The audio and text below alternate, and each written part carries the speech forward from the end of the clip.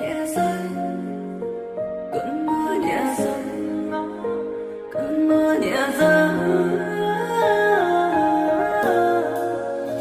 Cứ vội vàng ước mơ ngâu nơi đâu em từng chôn giấu, biết về nơi đâu cho đêm nay chơi vơi nào ai thấu.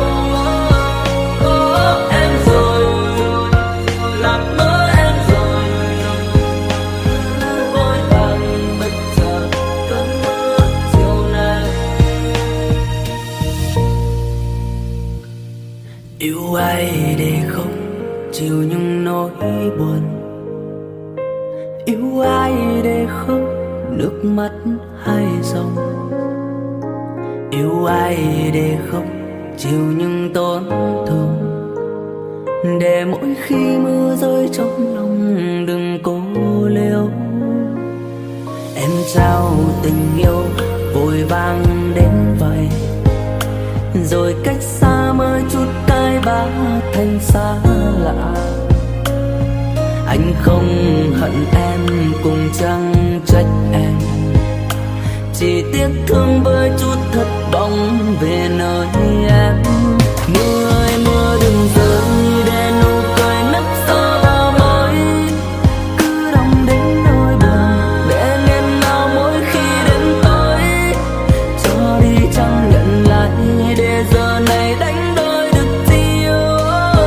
Ngoài nước mắt cùng những nỗi buồn, cơn mưa thêm nặng hạt, người vội vàng sánh đôi cùng ai. Những năm tháng mặn nồng đành ngậm ngùi đứng nhìn xa mãi. Khi đã muốn lìa xa thì hàng ngàn lý do đặt ra, cứ vội vàng em rời xa anh.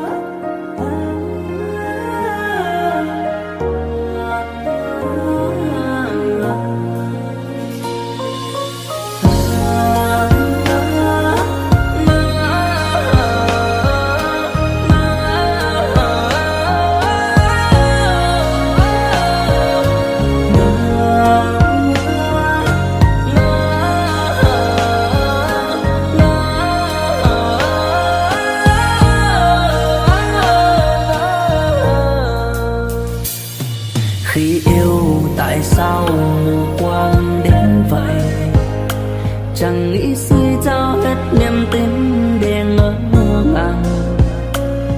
Cơn mưa chiều nay lạnh buốt đến vậy, ngồi giữa bao la những nỗi buồn cùng với quanh. Mưa ơi mưa đừng rơi, để nụ cười nấp sau bao môi cứ đong đến nỗi buồn, để nghẹn ngào mỗi khi đến tối.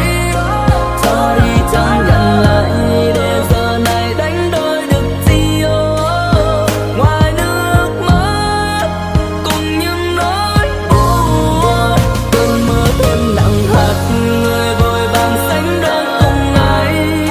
Những năm tháng mặn nồng đành ngậm ngùi đứng nhìn xa mãi. Khi đã muốn lìa xa thì hàng ngàn lý do đặt ra, cứ vội vàng em rời xa anh. Mưa ơi đừng rơi, nấp sau bờ môi cứ đong đến nỗi buồn, nghẹn ngào đến tối. Cho đi chẳng nhận lại, đánh đôi được gì ngoài nước mắt cùng những nỗi buồn. Buồn như những gì em mang tới, buồn xanh đến chiều mưa rơi vơi. Những giấc mơ tan rồi, lời ca giờ này đành lỡ xia đôi. Khi đã muốn lìa xa thì hàng ngàn lý do đặt ra, cứ vội vàng em rời xa anh. Cứ vội vàng ta rời xa nhau.